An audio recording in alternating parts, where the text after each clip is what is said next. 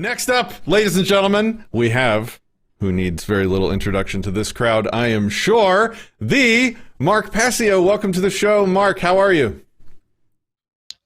Patrick, thank you so much for bringing me on. I'm well. Man, okay, so if there's one person that over the 7 years I've been doing YouTube on both of my channels, Disenthrall and now Anarchcast, I have had, I think, more requests to invite you on the show for a discussion about ethics and moral philosophy than anyone else. And so I think we might have to follow up with you later to bring you back on to do a long-form discussion on that. But today we have... Well, that's interesting. I'm surprised to hear that. But anytime you want to do that, I'll absolutely take you up on it. Awesome. That's excellent. Okay, see, I'm using this for networking. You guys think it's about y'all and Anarchcast, and I'm just kidding. So you have an excellent speech at the event. Can you kind of give us the rundown on what you're talking about? Sure. My presentation is called The Deadly Pandemic That's Killing Anarchy. And people will be probably sort of a little bit surprised to hear that that is not the COVID-19 alleged pandemic. It is a mental pandemic. It is a pandemic of belief. It is a pandemic of the mind. And I get into what the characteristics of this pandemic are. It looks like a computer virus. It spreads similar to a computer virus. And it is infecting even the anarchist community, unfortunately. My presentation takes a little bit of a slightly confrontational vibe with the modern anarchist community because I like to gauge movements, groups of people who are basically trying to put out similar ideas and come to a common goal. And our goal is not to be ruled by psychopaths in our world, not to be ruled by anyone, to rule ourselves and to basically operate in a voluntary capacity with our fellow human beings.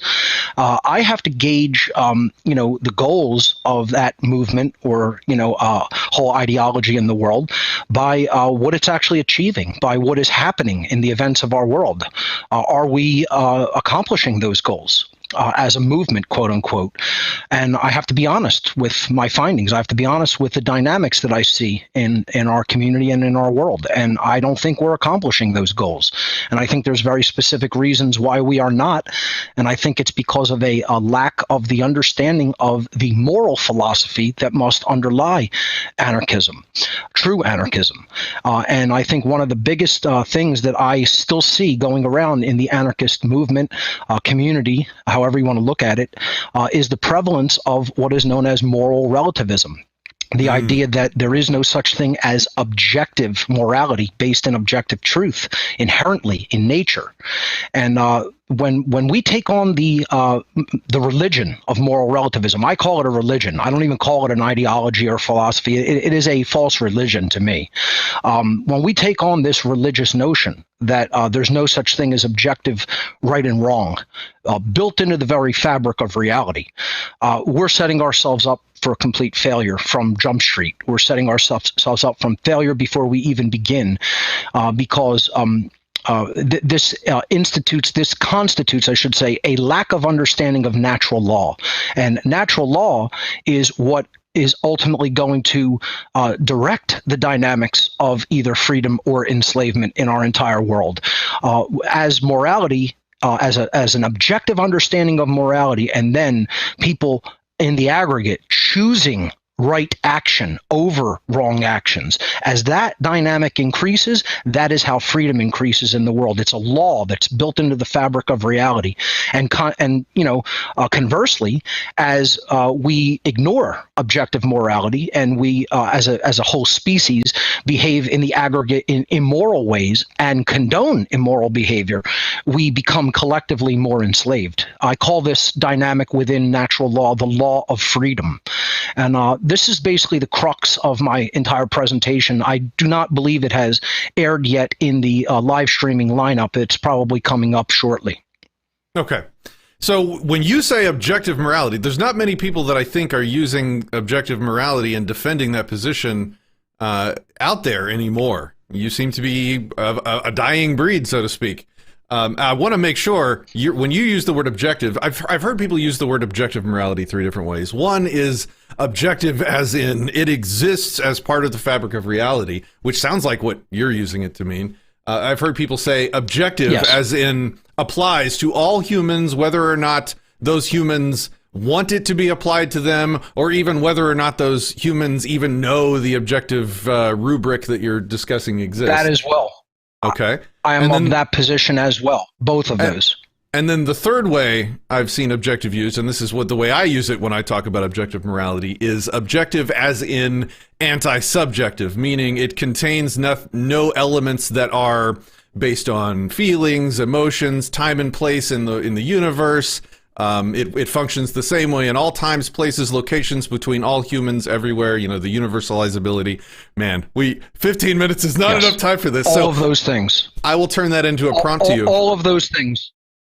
Okay. Yes, so absolutely. I would agree with every one of those things as far as objective morality is concerned. Natural law is a set of laws that are universal, non-man-made, inherent to nature. They are immutable. They can never be changed. They are eternal. They exist in all times and places. And these are the laws that actually govern whether an entire species is going to create a situation in which they are either free or enslaved and then have to live in that reality. These are the real laws of manifestation, the real laws of attraction, not the fake New Age laws of attraction about feeling a certain way and then you get the physical things or situations you want in the small aspect of your life and your egoic desires. That's not what I'm talking about here as the laws of attraction. The real laws of attraction is as an entire society behaves morally according to the laws of objective morality, that society becomes free.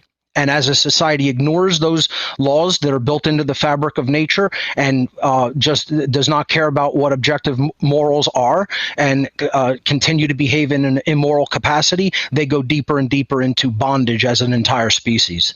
And that's what's happening. That is what is happening in our world because more people today are moral relativists than are not. I've done social experiments and I talk about them in the presentation that I do for Anarchcast 2021. I've done social experiments in many different places where we ask the question whether people believe that morals are dependent on people's perceptions and feelings or whether they are objective and built into the fabric of nature. And overwhelmingly, we get the same results. 2 out of 3 people are moral relativists. And that's why society can never be free until that changes. A society based in moral relativism can never be a free society. It is an impossibility according to the laws of the universe. It cannot occur. And this is what many people, even in the anarchist community, certainly in the public at large, but even in the anarchist community, most people are still ignorant to these laws and how they function. And until they learn them and learn them well and understand that these are the governing dynamics that drive either freedom or enslavement, nothing is going to change, not for the better anyway. You and I are in absolute agreement on moral relativism. It is, people talk about it as if it is its own moral philosophy, when in fact it's the absence of moral philosophy. It is a Hobbesian state of nature. It is to say that you can whack me over the head to take my meat is a state of nature. It is also a moral relativist position. If they want your meat and they deem through their own personal subjective moral mishmash that they have a right to take your meat and they whack you over the head and take a meat, and then they justify it by claiming that they're just obeying their moral relativistic philosophy, they're just reducing themselves to a state of nature being. So yeah, we absolutely agree there. I look forward to hearing how maybe you can give us, we have 6 minutes left. Can you give us okay, really quick summary of where specifically, like when you say these laws of morality exist in nature, can you send me a picture of them? Like what proof do you have? Like where's the evidence of the moral laws actually existing in nature?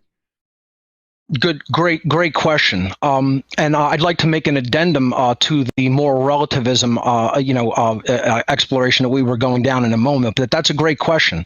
These are unseen laws. They're not something that you're going to. It's not like throwing a ball up in the air and it has a trajectory depending on how hard you threw it, and you can measure that, and then it comes back down to the earth, and you could observe gravity, right? And you can measure that. It's a physical dynamic. That's in physics, physical dynamics, okay? These laws are not based in physical dynamics. They are based in mental dynamics. They are laws that come out of mental energy that we put forth into the universe, and the universe actually acts as a mechanism similar to a mirror that reflects those mental dynamics back to us, purposes of our learning and growth. The proof, quote unquote, okay, and it does constitute a form of proof, is the measurement of how free any given society is based on their historical behaviors, based on a dynamic over a large swath of time. See, that's what makes it difficult to gauge. Real karma and karmic law does not work as it does in the cartoons, unfortunately. Somebody doesn't do a bad thing to somebody, say steal their money, and then they walk outside, and as soon as they walk out onto the street, a piano falls onto their head like it does in the cartoons. That's not how karma works, unfortunately. The laws of morality work in such a way that they are stretched out over periods of time, so that as an entire species engages in immoral behavior and the condoning of immoral behavior, such as the slavery of government, over time, those people and their progeny become more and more controlled and enslaved. So it's a difficult thing to measure, to see. This is why it is an occult law. It is an occulted law. That means hidden from our eyesight. It is hidden from view. We have to dig deeper than just the physical measuring implementation that the physical sciences have brought down to us. And we have to go into what I would consider the occult sciences. The occult sciences are sciences of the mind. They are sciences of the psyche, and ultimately they are the sciences of spirit. This constitutes a science of spirituality and a science of morality, really. And it can be measured by the observable and repeatable effects that we experience in our world. That is how it can actually be measured, as can many other things can be measured by their effects, which may not quite be able to be seen. We can't see, radioactive particles, okay, but we can measure the effects. If it's exposed to people, they can get radiation sickness. It's very similar to something like that, where it's not very readily seen. But if we measure the effects over long periods of time, we can understand the trend. Okay. Excellent. So in about a minute and a half that we have remaining, we have a question from Stephen, who asks what I was just about to ask you. Where can we be directed to learn more about these laws of the universe? You can go to my website, which is whatonearthishappening.com. I have a podcast series that constitutes currently 236 episodes. I really recommend highly that you do not skip around in these episodes. I recommend that you take them in order from number 1 all the way through and go progress to number 2, 3, 4, etc. And don't skip around. That is, it's laid out very specifically and meticulously in a stepwise progression. So each episode does not stand on its own. It's built on prerequisite knowledge in the previous episodes.